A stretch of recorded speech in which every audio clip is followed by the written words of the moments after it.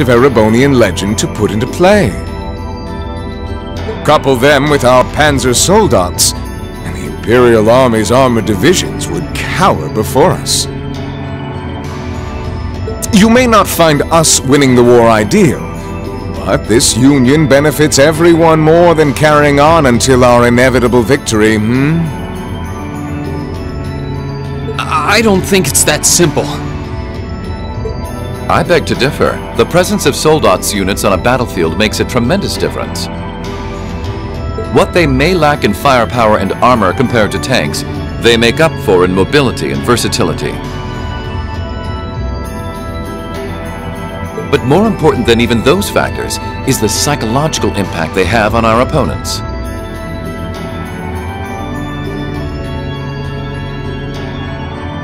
Well,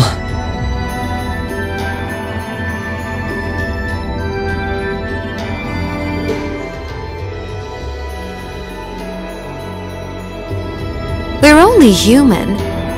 As such, we are as captivated as we are terrified of giant beings bearing human form. And if that holds true even for mass-produced soldats made with modern technology,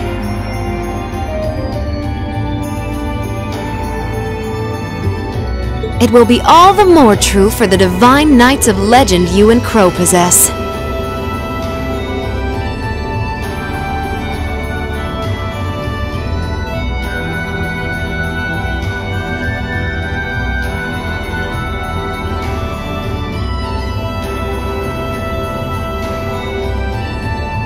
Can't argue with that logic.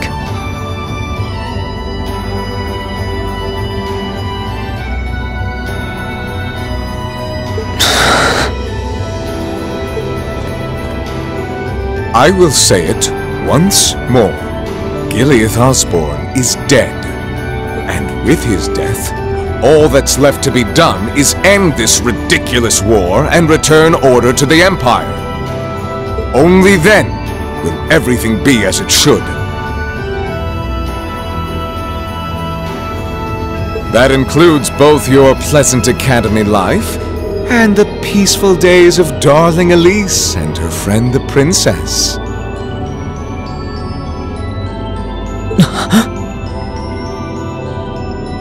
are you trying to...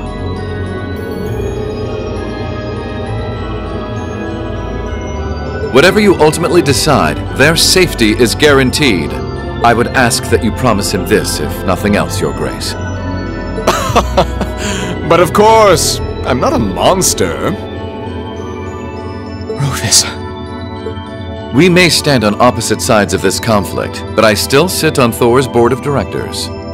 And in that capacity, I suggest you consider carefully the choice before you. After all, every soldier must decide for himself whether a cause is worth fighting, perhaps even dying for. I look forward to hearing your answer.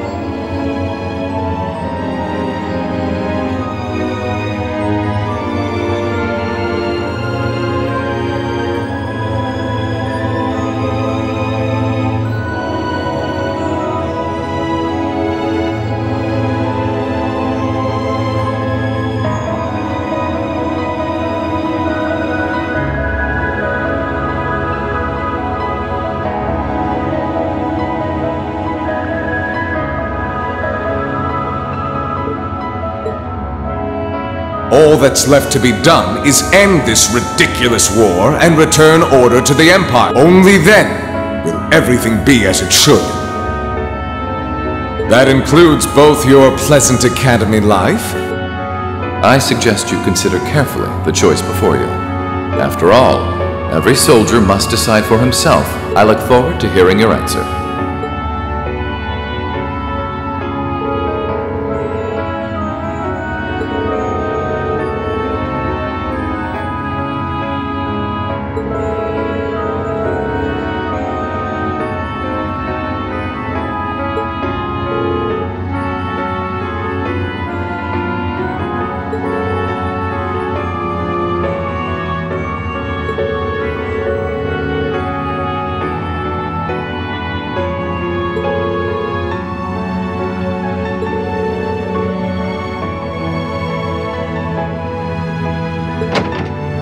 Keep racking your brain like that and smoke will start coming out of your ear.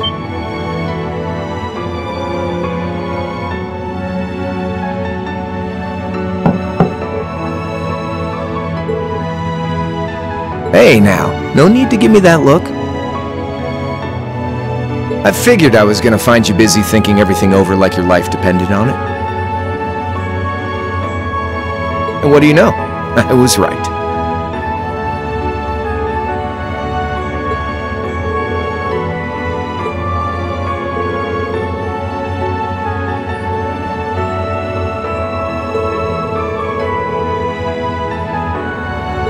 It's tough being popular.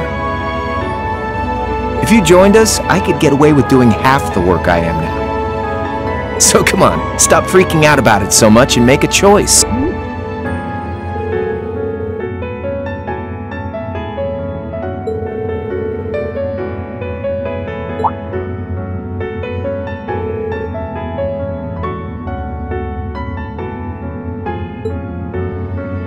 Grub, of course. Kinda early, but I brought you your lunch. Mind if I...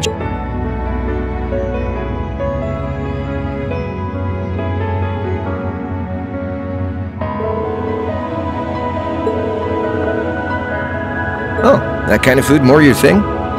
Okay then, give me a minute while I go ask the chef to whip something up. Cool. Alright, dig in.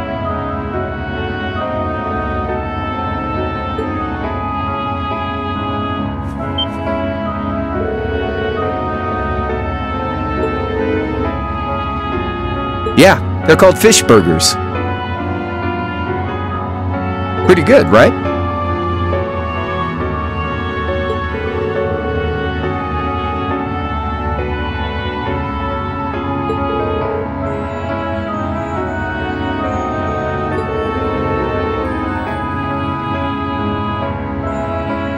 Well, glad to hear it. Guess it was worth putting my cooking skills to the test after all.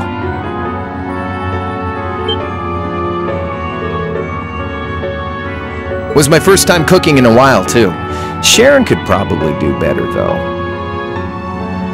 But I wanted to give it a shot anyway. This stuff was like soul food back in Dry, where I grew up. To think, all the time we spent searching for the leader of the Imperial Liberation Front, and he was right under our noses. Crow Armbrust from the Jirai SEZ.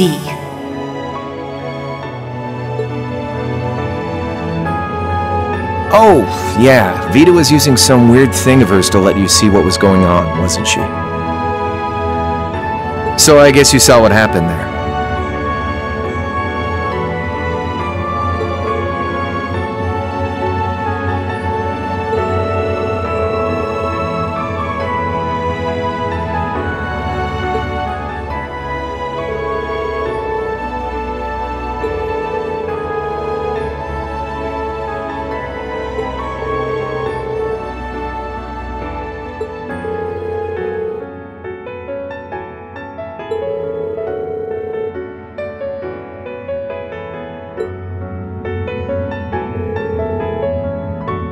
Yeah, by pure coincidence. It's changed a lot since I was last there, so it was kind of surreal being back again. but it was nostalgic in its own way too.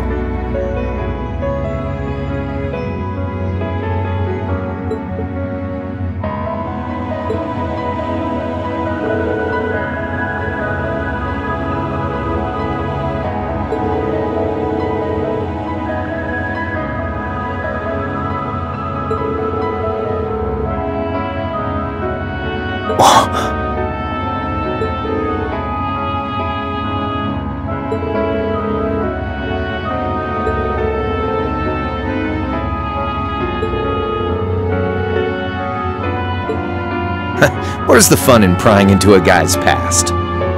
Save all that talk for your number one in class. Who's the lucky girl anyway? Elisa? Laura? Emma? Fee? And don't tell me it's Milliam, because, you know,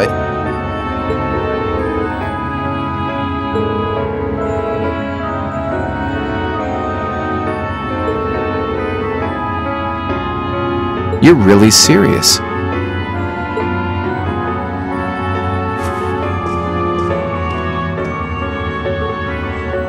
My past really isn't that big of a deal, you know. It's got nothing on yours, that's for sure. If you find yourself thinking that's all when I'm done, well, I warned you. So, you really want to know?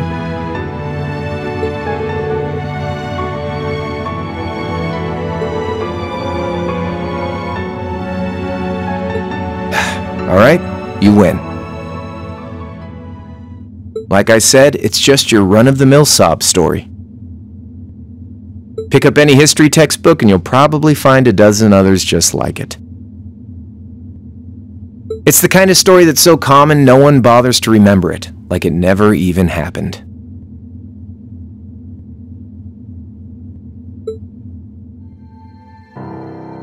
Back in those days, Jirai was known as Jirai City.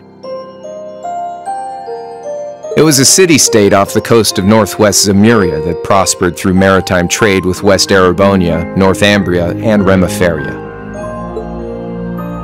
It had a population of around 150,000 people, so it wasn't exactly a big place or anything. Because of that, the surrounding nations left it alone and let us live out our days in peace. We were pretty fortunate, all things considered.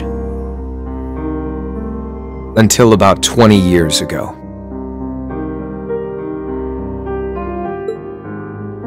That was when the Northumbrian disaster struck, and much of the Principality of Northumbria was turned to salt. And as a result, trade on the northwest shore was reduced to virtually nothing. Day after day, Jirai's prosperity started to fade away. Still, it wasn't all bad. We had our fishing, our historic landmarks, our septium mines. We could make use of those to get trade going again, both to keep our state running and to help out Northumbria. In fact, the one who advocated that approach was the mayor, my grandfather.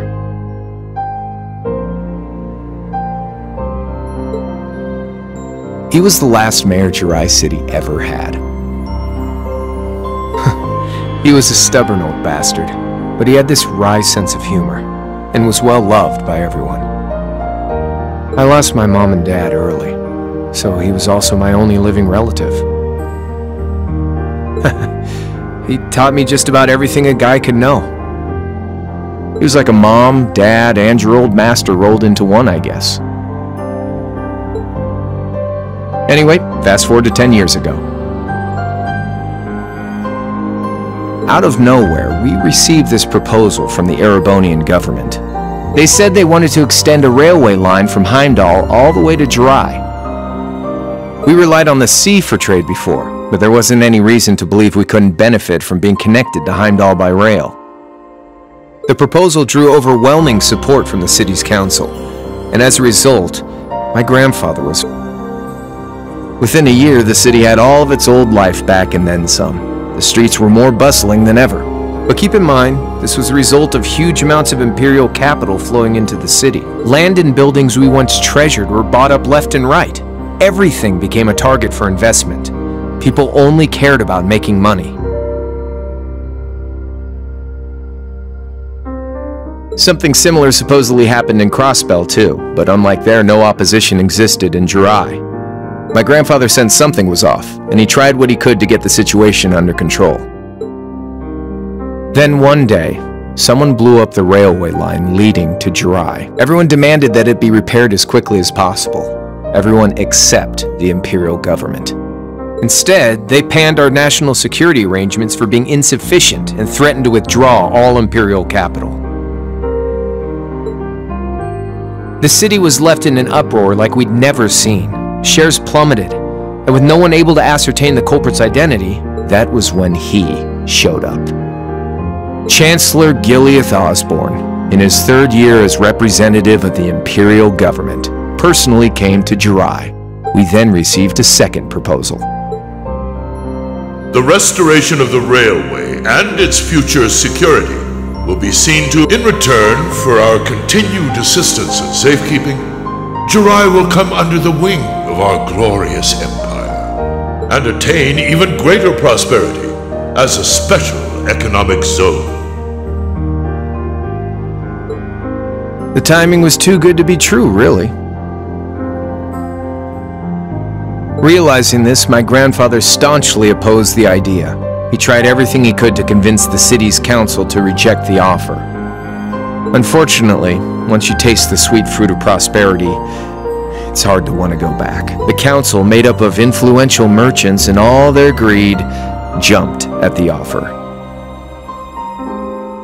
And tempted by the elimination of customs, together with the tax breaks from being an SEZ, many of the citizens, and during all that, they'd conveniently found a suspect behind the railway incident. My grandfather. He loved Jirai more than anyone, and up till then, its people loved him too. And yet, virtually overnight, he found himself facing the wrath of both the city's council and the citizens alike. Left with no choice, he resigned from his position as mayor, and Jirai formally became part of the empire. Both of these things happened on the same exact day.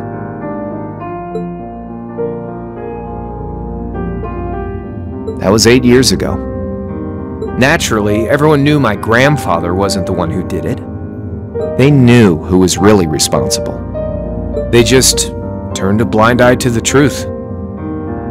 See? I warned you. Just your run-of-the-mill sob story.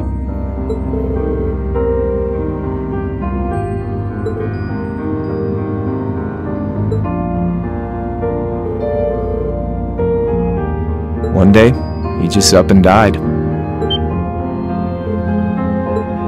Once he resigned, the whole affair with the railway getting blown up was all but forgotten. He lived comfortably in retirement for about half a year, fell ill, and that was that. He just lost the will to go on, I guess.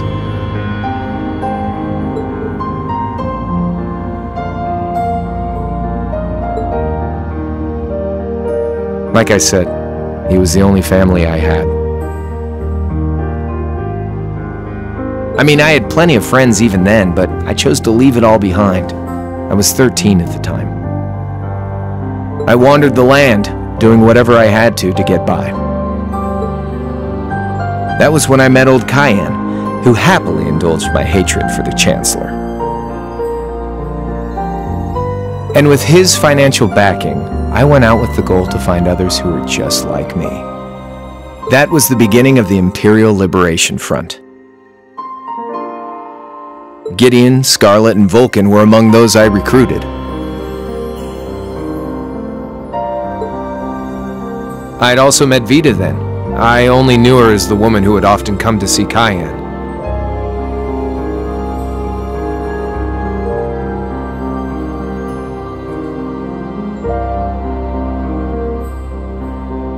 She guided me to a place below the city of Ortis, and there slept the Azure Knight Ordine.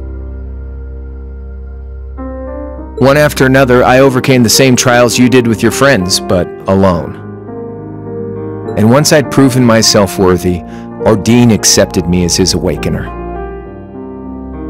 That was 3 years ago. I was 16. My preparations complete, I concealed my background and enrolled in a military academy near the capital. Everything I did for the sole purpose of taking the Chancellor's head.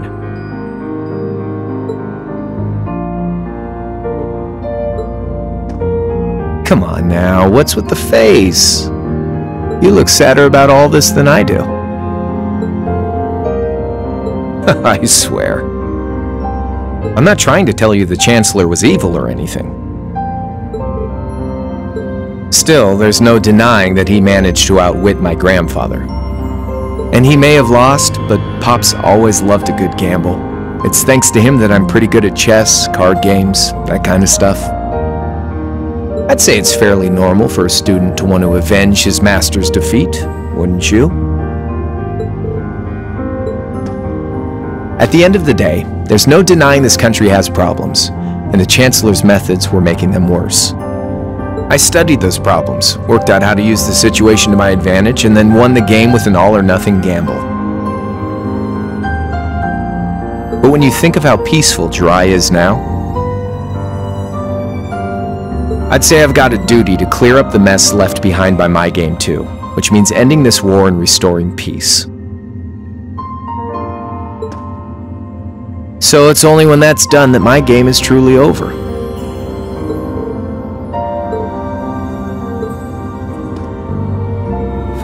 I don't want whatever your decision is to be influenced by my past, okay? Like Rufus said, you need to think long and hard about what it is you're fighting for. For you, more than anyone else.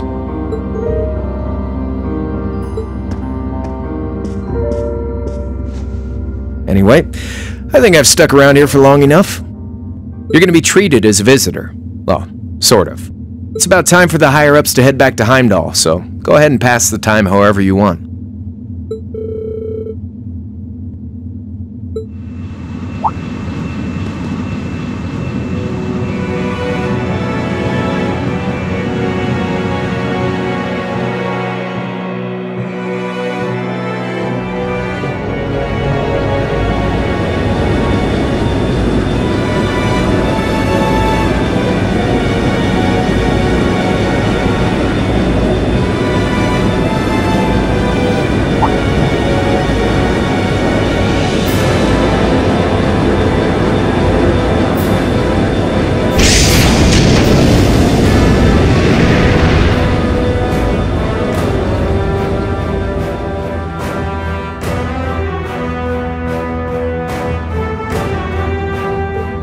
There'll be no guards outside your room, so if you want to try and escape, be my guest. Just keep in mind that some members of Ouroboros and Zephyr are on board too, not to mention me, Scarlet, and Vulcan. So if you're up for a gamble of your own, get ready to take all of us on.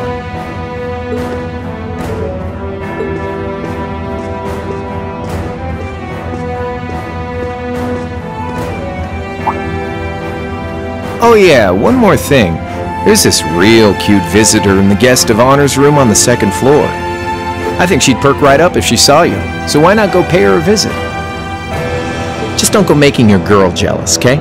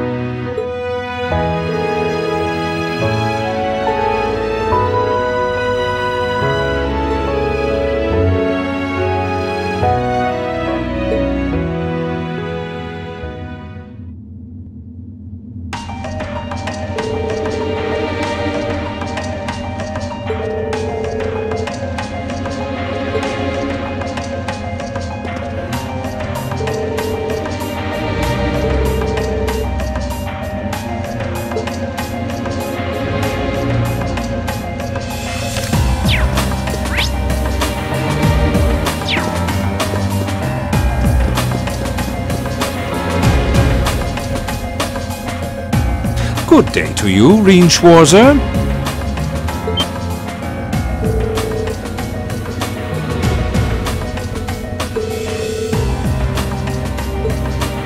Ha ha! Why wouldn't I be? I'm as much a guest on this ship as you are. And who would deny themselves the pleasure of a ship so beautiful? The furnishings are immaculate. The food and wine are positively sumptuous. And I am of the firm belief that it's wasteful not to take advantage of the opportunities life presents you. Ah, and speaking of opportunities, don't just stand there. Take a seat. You've been blessed with the rare chance to sit and chat one-on-one with the most beloved thief of our time.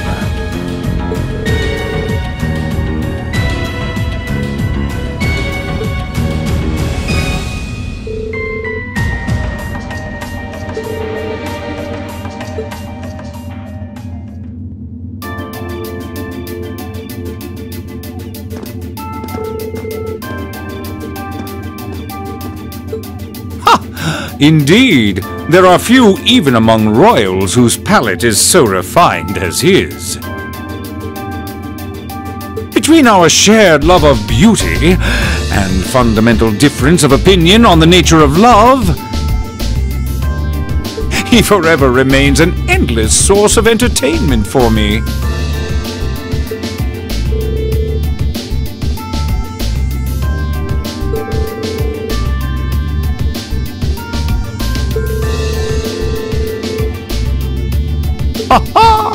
That magnificent floating city was quite the sight to behold, let me tell you. Oh, how I wish I could have shown it to you.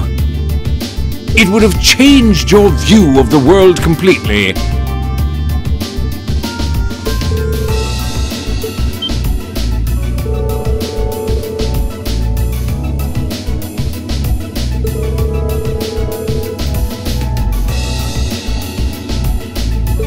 Ha ha! A thief of my caliber can steal much more than objects, Rien. There, I was able to steal much of your time, and perhaps I stole your heart as well.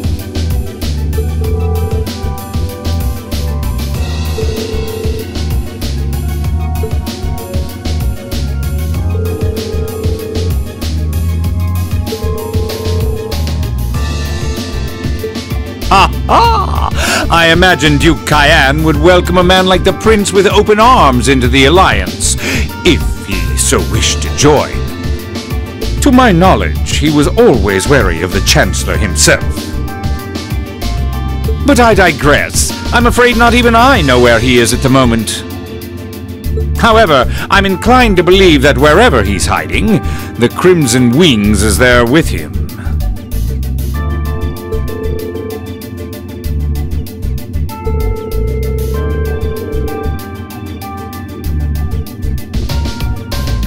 But think, these kinds of things are simply what the great nobles of this country have always done.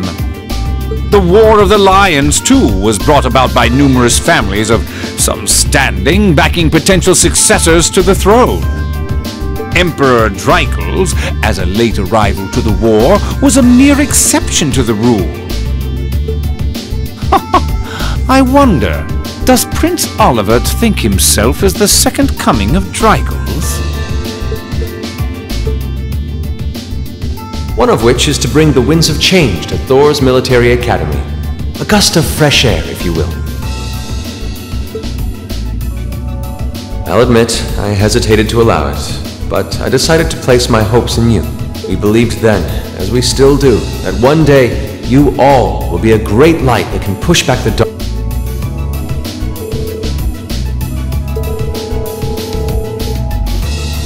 Oh, do tell.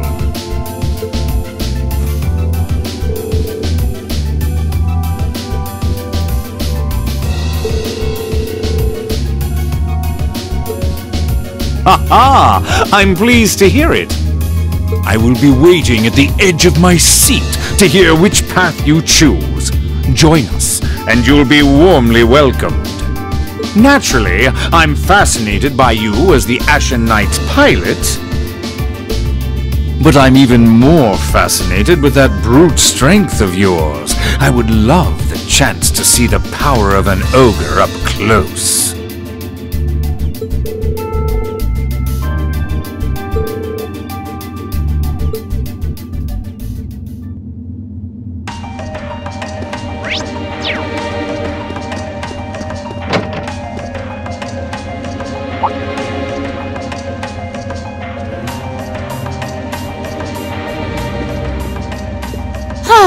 Having to travel to and from Crossbell like this is utterly exhausting. No, I mustn't complain. I'm doing this for the sake of my lord.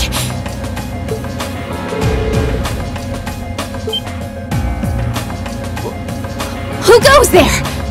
Wait! You're the Ashen Knight's pilot!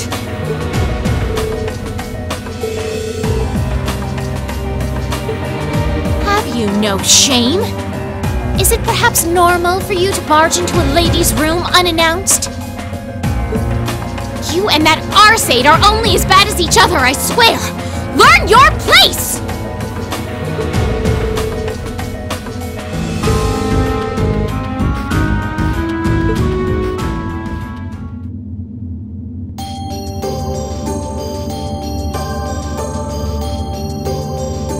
So, now that we're understood, have you come to tell me that you'll be fighting on our side after all?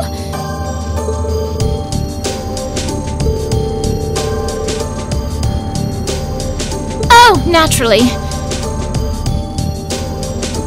Lady Clotilde seems to have a purpose of her own, but for my part, I have no obligation to help the Alliance whatsoever.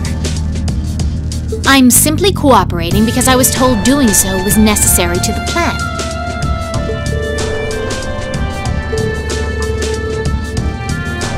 No, she may be an Anguis like her, but my lord is the 7th, not the 2nd.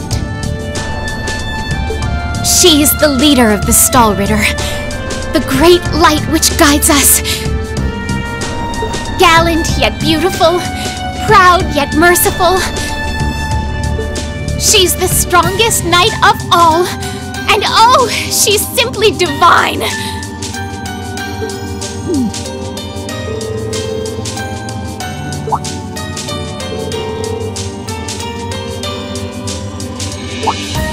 She certainly is. And if you must know, 100 swordsmen of your strength couldn't hope to equal her. No, 1,000, even 10,000 of you wouldn't be able to so much as scratch her.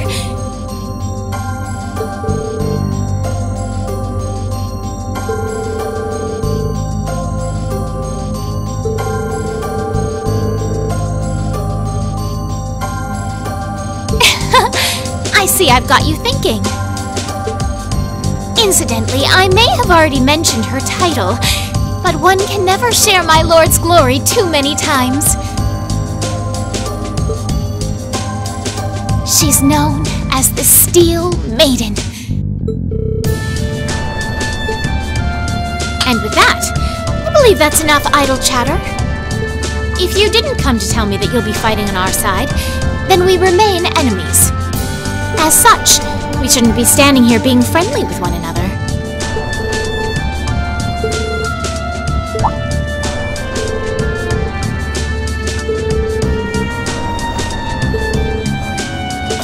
You just had to ask. Enforcers are selected by the Society's leader, the Grand Master. And in order to be selected as one and given a number, that person needs to be burdened by some kind of...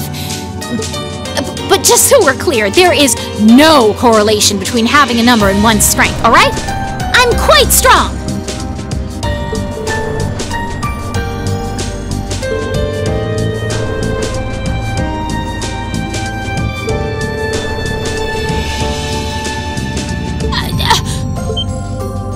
I'll thank you not to spout such nauseating drivel in my presence! Now get the hell out of my room!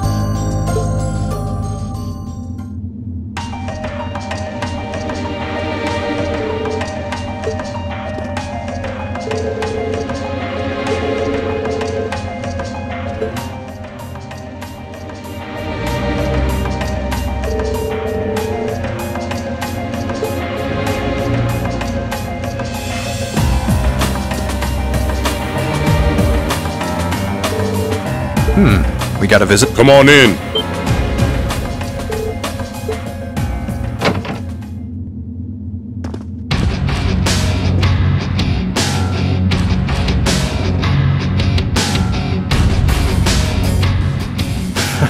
Figured it was you. Sup? Have a seat. Bourbon.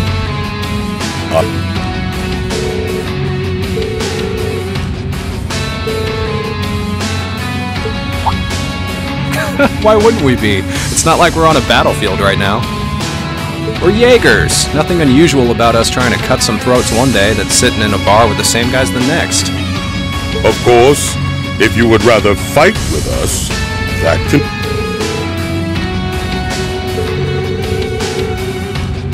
Hey now, no need to be so pessimistic. Fee seems to think pretty highly of you. Have a little more faith in yourself. At the very least, you'd be able to give us a real fight in your divine night. Not that I'd have any intention of losing even then.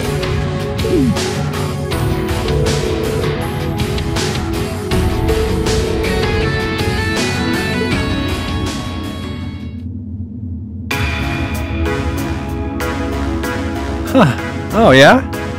Ranking 72nd for the year in an academy full of big shot students ain't half bad. Brings a tear to my eye to see our little Fee putting her heart into her education. And don't forget, she was the youngest of her classmates too. The boss was right when he said that she can do anything she puts her mind to. You got that right. Maybe joining the gardening club will make her a bit more ladylike too. Oh, who am I kidding? She's still young. She has plenty of time to develop on that front if she so pleases.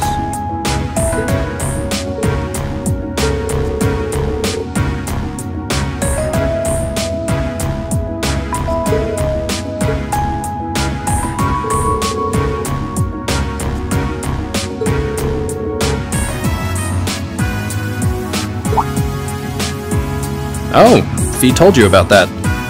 It sounds like you're closer to her than I thought you were. I trust this is simply me being paranoid. But you haven't tried making any moves on her, have you?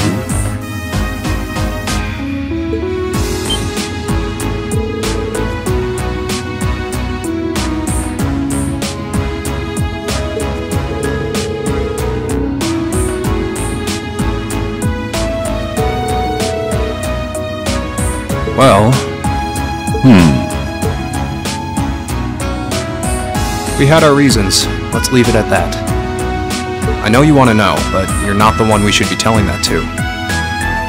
We'll be sure to tell Fee our reasons in due time. Until then, leave the issue be.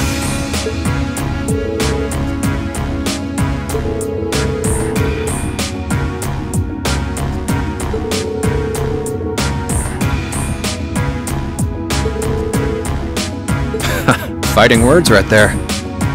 Still, we'll remember you said that.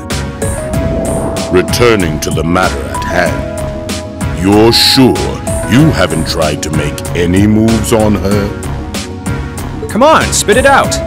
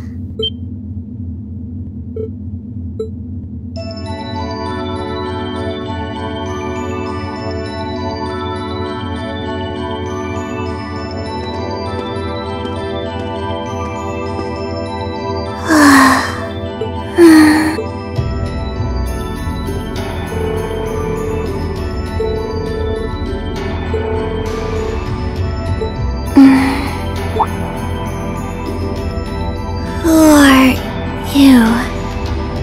Who's calling me?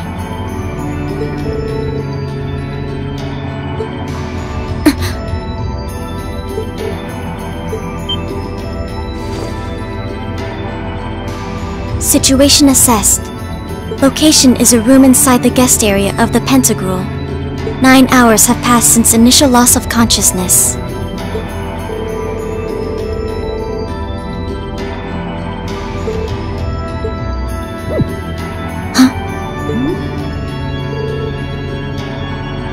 Reen Schwarzer, why are you here?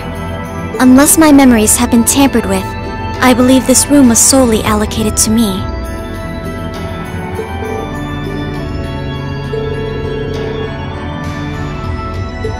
So you're an intruder then. Clown Soleus.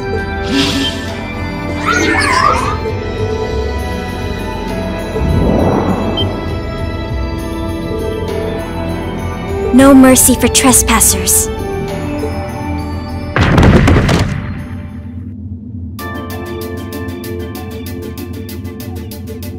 So you claim to have no inappropriate motives for sneaking into this room. But once you walked in, you fell victim to temptation and chose to act in accordance to your desires.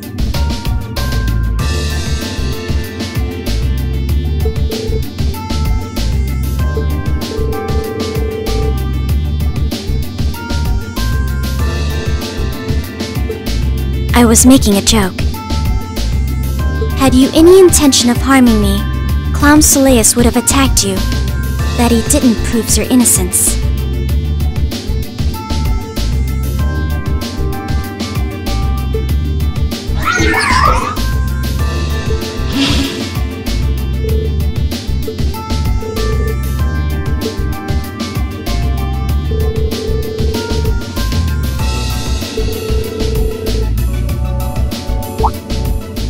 If that's what you want to do, you didn't come to ask me anything then?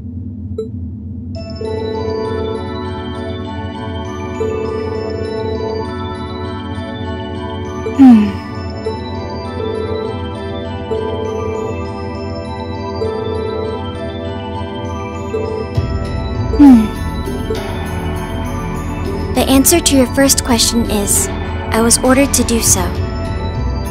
As all information regarding Clown Soleus is confidential, I am unable to answer your second question. And as for the last one, I am unable to fully comprehend the depth of your question.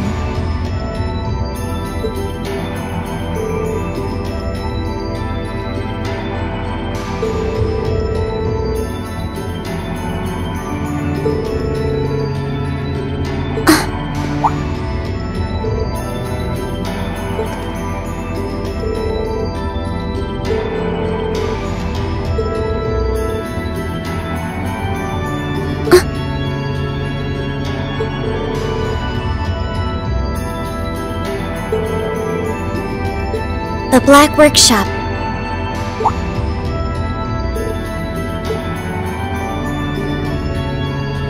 That's the name of the place I belong to. It was they who loaned me to the Noble Alliance.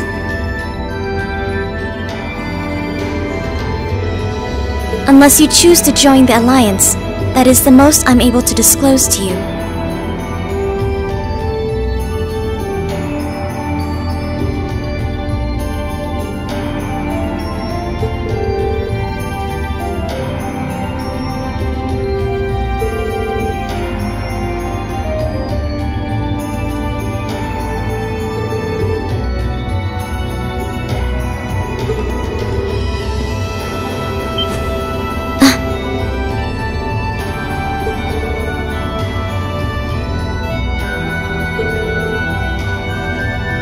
I can't see doing so holding any real purpose for you.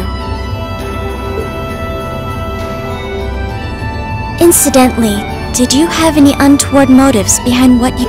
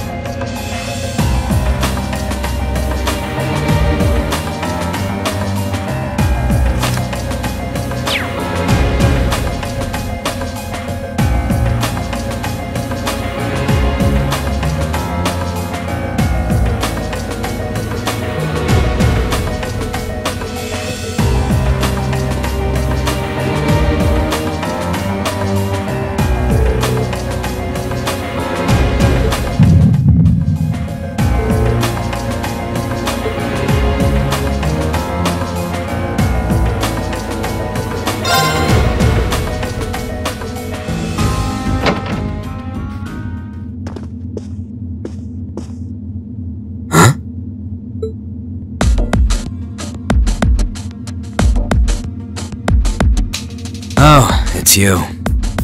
Forgot you were staying here too.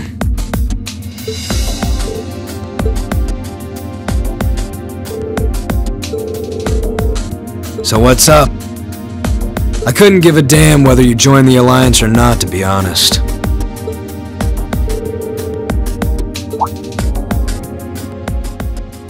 Interesting. You mixed by any chance?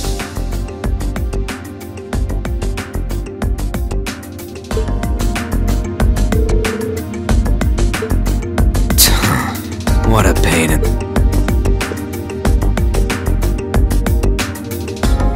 So, what do you want to ask?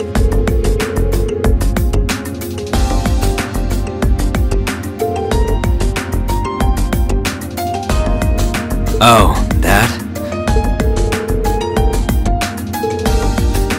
Don't know if I can even explain that one. It's just something you feel. What we've got mixed into us is obviously different in strength and nature. It's kinda hard to put into words.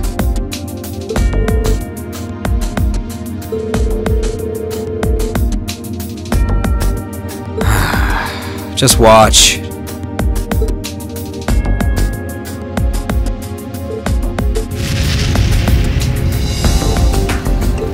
There's no trick to it. I'm not using an ornament, it's not magic. And I'm not using an artifact either. I just will fire to appear, and it does.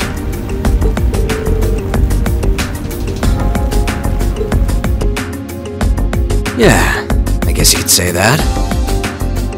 Something that just gives you results, without the processes you'd usually have to go through to obtain them. You've got one too, right?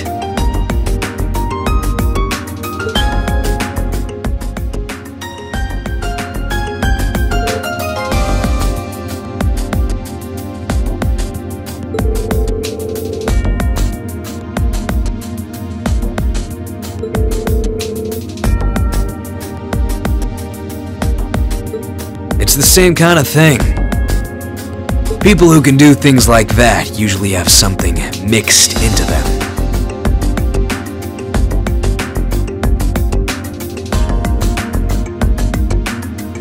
Something foreign, unnatural, mixed into their body itself, different to the church's stigmas. Looks like a pretty small part of it in your case, though.